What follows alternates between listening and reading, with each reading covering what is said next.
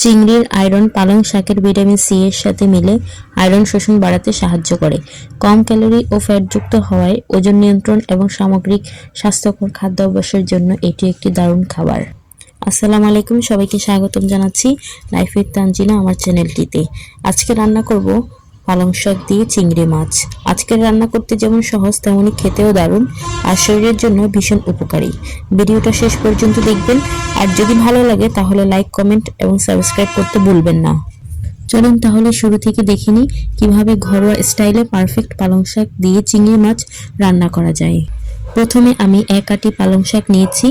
পালং শাকগুলো অপ্রয়োজনীয় পাতা থেকে বেছে নিয়ে একটু বড় সাইজের করে কেটে ধুয়ে নিয়েছি।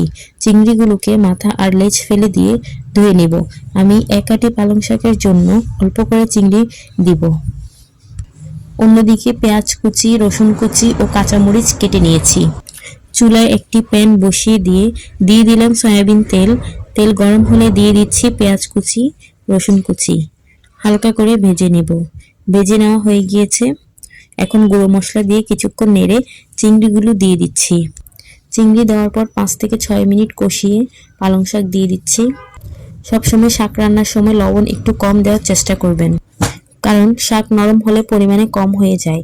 শাক দেওয়ার পর একটু নেড়ে ঢাকনা দিয়ে দিচ্ছি।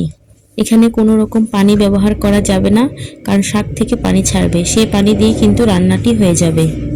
এভাবে 10 থেকে 15 মিনিট ঢাকনা খুলে মাঝে নেড়ে দিচ্ছি, যাতে ভালোভাবে শাক এবং চিংড়িগুলো রান্না হয়।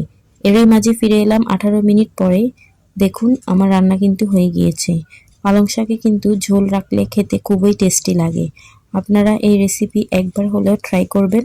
আজকে এই পর্যন্তই।